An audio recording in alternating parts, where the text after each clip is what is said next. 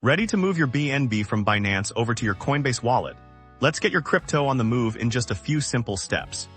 First, open your Coinbase Wallet app, tap on the Receive button, search for and select Binance Coin or BNB. This action will display your unique BNB deposit address and a QR code. Copy this address to your clipboard.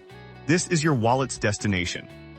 Now switch over to your Binance account, log in and navigate to your wallet, specifically your spot wallet. Here, you'll find your current BNB balance.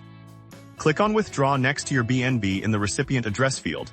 Paste the BNB address you copied from your Coinbase wallet. Crucially, ensure the network selected is BNB Smart Chain, often abbreviated as BEP20. Selecting the wrong network could lead to a permanent loss of funds. Double-check that the pasted address matches your Coinbase wallet address perfectly, then enter the amount of BNB you wish to send. Binance will show you the network fee. Review it and confirm the withdrawal. Binance will process your withdrawal, which may include security confirmations via email or authentication app. Once confirmed, the transaction is broadcast to the blockchain. You can track its progress using the transaction ID provided.